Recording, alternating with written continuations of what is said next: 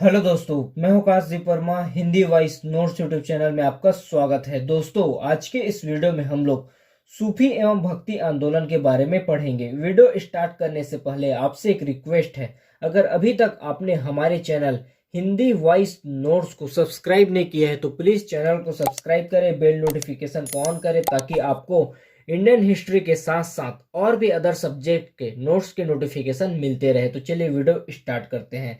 देखिए, सूफी एवं भक्ति आंदोलन। सूफी आंदोलन इस्लाम धर्म में एक सुधारवादी आंदोलन था। उसी प्रकार भक्ति आंदोलन हिंदू धर्म में एक सुधारवादी आंदोलन था। सबसे पहले हम लोग सूफी एवं भक्ति आंदोलन के कारण और उसके परिणाम को देखते हैं। उसके बाद हम लोग एक वीडियो में पढ़ेंगे सूफी आंदोलन और एक वीडियो में पढ़ेंगे हम लोग भक्ति आंदोलन। तो इस वीडियो में हम लोग सूफी एवं भक्ति आंदोलन का कारण एवं परिणाम के साथ साथ सूफी आंदोलन के टॉपिक को भी कंप्लीट करेंगे। देखिए, सबसे पहले देखते हैं हम लोग कारण सूफी एवं भक्ति आंदोलन के। धार्मिक आडंबरों एवं कुरीतियों ने हिंदू, मुस्लिम, बौद्ध एवं सभी धर्मों में अपनी जड़ें जमा ली थी। धार्मिक आडंबरों एवं कुरीतियों ने हिंदू, मुस्लिम, बौद्ध एवं सभी धर्मों में अपनी जड़ जमा ली थी। तो एक कारण यह है। फिर नेक्स्ट कारण है व्यक्तियों में आपसी सद्भावना की कमी एवं सामाजिक भेदभाव का प्रभाव। व्यक्तियों में आपसी सद्भावना की कमी एवं सामाजिक भेदभाव का प्रभाव। फिर नेक्स्ट है वर्ण एवं जाति व्यवस्था अत्यधिक कठोर होना। शासक वर्ग के अनाचारों से आम जनता में गहरी निराशा। तो ये सब कारण थे सूफी आंदोलन या भक्ति आंदोलन होने के। उसके बाद जब सूफी एवं भक्ति आंदोलन हुआ, उसके बाद परिणाम क्या क्या हुआ उसको देखते हैं। भक्ति के प्रति आस्था बढ़ी। लोक भाषाओं में साहित्य की रचना हुआ। लोक भाषाओं में साहित्य की रचना हुआ। सहिष्णुता की भावना का विकास हुआ। वर्ण व्यवस्था में शिथिलता लाया गया। सामाजिक कुरीतियों का अंत हुआ। मानवतावादी दृष्टिकोण का विकास हुआ। एकेश्वरवाद की भावना का विकास हुआ। सबके मालिक एक या भगवान एक है, इस प्रकार की भावना का विकास हुआ। उसके बाद देखते हैं हम लोग सूफी आंदोलन। देखिए, सूफी आंदोलन यह इस्लाम धर्म में एक सुधारवादी आंदोलन था। सूफी आंदोलन इस्लाम धर्म में एक सुधारवादी आंदोलन था। सूफी आंदोलन का आरंभ 7वीं 8वीं शताब्दी में शुरू हुआ और इसका आरंभ हुआ था ईरान में। देखिए, सूफी सफा शब्द से बना है जिसका अर्थ होता है उनका धागा या पवित्रता।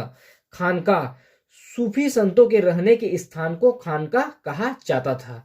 मकतूवात, देखिए सूफी संतों के पत्रों के संकलन को मकतूवात कहा जाता था। वली, सूफी संतों के उत्तराधिकारी को वली कहा जाता था सूफी आंदोलन में। मलफूजात, सूफी संतों के शिक्षाओं एवं जीवनी की घटनाओं के संकलन को मलफूजात कहा जाता था। समा का अर्थ होता है संगीत। देखिए, पीर, सूफी संत को पीर कहा जाता था और सूफी संत के शिष्यों को मुरीद कहा जाता था। सूफी संत को पीर और सूफी संत के शिष्यों को मुरीद कहा जाता था।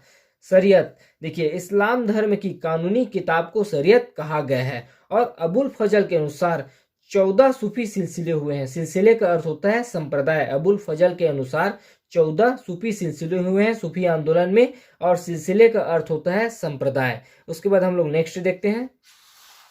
देखिए, सूफीवादी आंदोलन को दो भागों में बांटा जा सकता है। पहला है बाशरा और दूसरा है बेशरा। बाशरा, जो लोग सीरियत को मानते थे, जो लोग सीरियत में विश्वास रखते थे, उसको बाशरा कहा जाता था। सीरियत जो कि इस्लाम धर्म की एक कानूनी किताब थी, जो लोग सीरियत को मानते थे उसको बाशरा कहा जाता था और जो लोग सीरियत को नहीं मानते थे या सीरियत में विश्वास नहीं रखते थे उसको बेशरा कहा जाता था। तो बाशरा संप्रदाय या सिलसिला के अंतर्गत चिश्ती सिलसिला, सुहावर्दी सिलसिला, सतारी सिलसिला, फिरदौसी सिलसिला, कादरी सिलसिला, महदवी सिलसिला और नक्शबंदी सिलसिला आता है। सिलसिला का अर्थ होता है संप्रदाय और बेसरा जो लोग सीरियत को नहीं मानते थे इसके अंतर्गत आता है सदा सहागन, यह सखी सिलसिला से प्रभावित थे। और नेक्स्ट है कलंदर सिलसिला, यह नाज सिलसिला से प्रभावित थे। तो दो भाग में हम लोग पढ़ेंगे सूफीवादी आंदोलन को, बाशरा और बेशरा।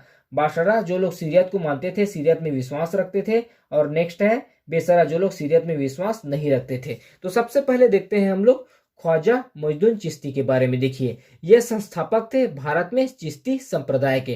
ख्वाजा मोइनुद्दीन चिश्ती संस्थापक थे भारत में चिश्ती संप्रदाय के। इनका जन्म, ख्वाजा मोइनुद्दीन चिश्ती का जन्म अफगानिस्तान के सितार में हुआ था और इनका आगमन भारत में यह सबसे पहले लाहौर आए। लाहौर के बाद दिल्ली गए, दिल्ली के बाद अजमेर गए और अजमेर में ही इनका निवास हो गया और अजमेर में ही इनका मृत्यु होता है।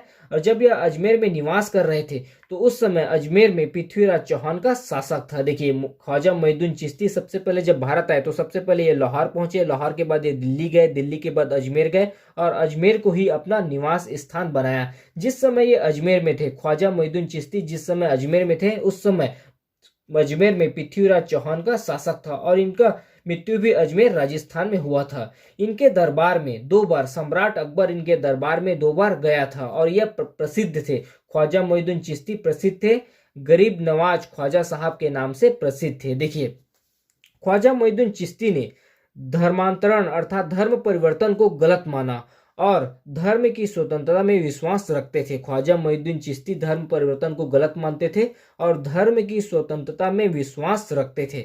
उसके बाद देखते हैं हम लोग ख्वाजा कुतुबुद्दीन बख्तियार काकी के बारे में। देखिए, ये शिष्य थे ख्वाजा मोइनुद्दीन चिश्ती के। देखिए, ख्वाजा कुतुबुद्दीन बख्तियार काकी ख्वाजा मोइनुद्दीन चिश्ती के शिष्य थे, जो कि संस्थापक थे भारत में चिश्ती संप्रदाय के। तो यह शिष्य थे ख्वाजा मोइनुद्दीन चिश्ती के। इनका जन्म ख्वाजा कुतुबुद्दीन बख्तियार काकी का जन्म फरगना में हुआ था और इनका आगमन हुआ था भारत में इल्तुतमिश के शासन के दौरान। इनका भारत में आगमन हुआ था और इल्तुतमिश के द्वारा इन्हीं की स्मृति में ख्वाजा कुतुबुद्दीन बख्तियार काकी की स्मृति में कुतुब मीनार कुव्वत उल इस्लाम मस्जिद का निर्माण करवाया गया था। देखिए, ख्वाजा कुतुबुद्दीन बख्तियार काकी का आगमन हुआ था इल्तुतमिश के शासनकाल के दौरान और इल्तुतमिश के द्वारा ख्वाजा कुतुबुद्दीन बख्तियार काकी के स्मृति में कुतुब मीनार कुव्वत उल इस्लाम मस्जिद का निर्माण करवाया गया था और इनको उपाधि से नवाजा गया था। ख्वाजा कुतुबुद्दीन बख्तियार काकी को कुतुब उल अख्ताब सिराज उल औलिया की उपाधि से इनको नवाजा गया था। इनकी मृत्यु हुआ था दिल्ली में और इनके शिष्य व उत्तराधिकारी थे बाबा फरीद। ख्वाजा कुतुबुद्दीन बख्तियार काकी के शिष्य व उत्तराधिकारी थे बाबा फरीद। फिर नेक्स्ट देखते हैं हम लोग बाबा फरीद के बारे में। देखिए, बाबा फरीद इनका जन्म हुआ था मुल्तान में और बाबा फरीद का मृत्यु हुआ था पाटन में। बाबा फरीद का वास्तविक नाम था शेख फरीदुद्दीन गंज ए सकर। ये प्रथम कवि थे पंजाबी भाषा के और इनकी रचना या भजन ग्रंथ साहिब में मिलता है, जो कि ग्रंथ साहिब सिख धर्म का एक पवित्र पुस्तक था। बाबा फरीद के शिष्य थे शेख निजामुद्दीन औलिया। बाबा फरीद के शिष्य थे शेख निजामुद्दीन औलिया और शेख निजामुद्दीन औलिया का जन्म बदायूं यूपी में हुआ था। शेख निजामुद्दीन औलिया का निवास था दिल्ली में और दिल्ली में ही इनका मृत्यु हुआ था। शेख निजामुद्दीन औलिया चिश्ती संप्रदाय के एकमात्र ऐसे संत थे जो अविवाहित थे, जिन्होंने अपने जीवन काल के दौरान विवाह नहीं किया था। और शेख निजामुद्दीन औलिया ने 7 शासकों का शासन देखा था। इनका सिद्धांत मिलता है सुलह ए कुल में। देखिए, शेख निजामुद्दीन औलिया को उपाधि दिया गया था महबूब ए इलाही। सुल्तान उल औलिया का उपाधि शेख निजामुद्दीन औलिया को दिया गया था। शेख निजामुद्दीन औलिया के द्वारा योग को अपनाया गया था, इसलिए इसे एक सिद्ध योगी कहा जाता था।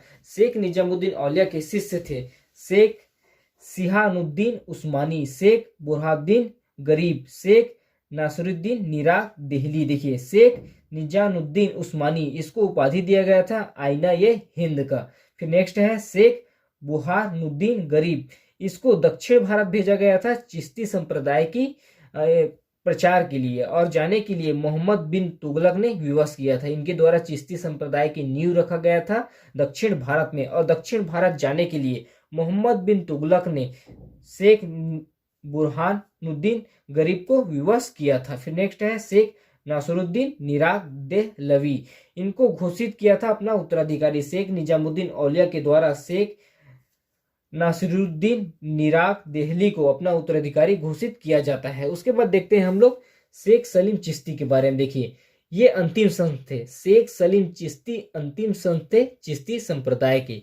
इन्होंने 24 बार मक्का की यात्रा किया था। शेख सलीम चिश्ती ने 24 बार मक्का की यात्रा किया था और शेख सलीम चिश्ती अकबर के समकालीन थे और अकबर ने अपने पुत्र सलीम का नाम शेख सलीम चिश्ती के नाम पर रखा था और इनका मकबरा शेख सलीम चिश्ती का मकबरा फतेहपुर सीकरी में स्थित है। उसके बाद देखते हैं हम लोग सुहरावर्दी सिलसिला अर्थात संप्रदाय। देखिए, सुहरावर्दी सिलसिला के संस्थापक थे शिहाबुद्दीन सुहरावर्दी और भारत में इसके संस्थापक थे बहुद्दीन जकारिया। देखिए, बहाउद्दीन जकारिया ने केंद्र बनाया था मुल्तान को, शिक्षा का केंद्र बनाया था मुल्तान को, और ये समकालीन थे इल्तुतमिश, कुबाचा और बाबा फरीद के समकालीन थे। जब इल्तुतमिश और कुबाचा में विवाद हुआ था तब बहाउद्दीन जकारिया ने इल्तुतमिश का समर्थन किया था और यह राजनीति में भी हिस्सा लेते थे। उसके बाद नेक्स्ट देखते हैं हम लोग। देखिए, फिरदौसी सिलसिला, सिलसिला अर्थात संप्रदाय, इसके संस्थापक थे शेख बदरुद्दीन। इनका कार्य क्षेत्र था बिहार और इनकी एक शाखा थी सोहावर्दी सिलसिले की। देखिए, इनके प्रमुख संत थे सरफुद्दीन याहिया मनेरी, प्रमुख संत थे फिरदौसी सिलसिला के। उसके बाद देखते हैं हम लोग कादरी सिलसिला। देखिए, इसके संस्थापक थे अब्दुल कादिर जिलानी और इन्होंने विरोध किया था गाने बजाने का। देखिए, कादरी सिलसिला के संस्थापक थे अब्दुल कादिर जिलानी और इनके द्वारा इस्लाम धर्म में गाने बजाने का विरोध किया गया था। इनके पहनावा था, कादरी सिलसिला के जो संत होते थे उनका पहनावा था, हरे रंग की पगड़ी पहनते थे और उसमें एक लाल रंग की गुलाब लगाते थे। हरे रंग की पगड़ी पहनते थे और उसमें एक लाल रंग की गुलाब लगाते थे। देखिए, दारा सिको इसी सिलसिले का अनुयायी था, दारा सिको कादरी सिलसिले का अनुयायी था। उसके बाद नेक्स्ट देखते हैं नक्शबंदी सिलसिला। देखिए, इसके संस्थापक थे ख्वाजा वली बिल्ला। सूफियों में सर्वाधिक कट्टरवादी यही सिलसिला था। नक्शबंदी सिलसिला या संप्रदाय सूफियों में सर्वाधिक कट्टरवादी सिलसिला था। उसके बाद नेक्स्ट देखते हैं महदवी सिलसिला। इसके संस्थापक थे सैयद महदवी। तो इस पार्ट में हम लोगों ने सूफी आंदोलन के बारे में पढ़ा। नेक्स्ट वीडियो में हम लोग भक्ति आंदोलन के बारे में पढ़ेंगे। अभी के लिए इतना ही, धन्यवाद।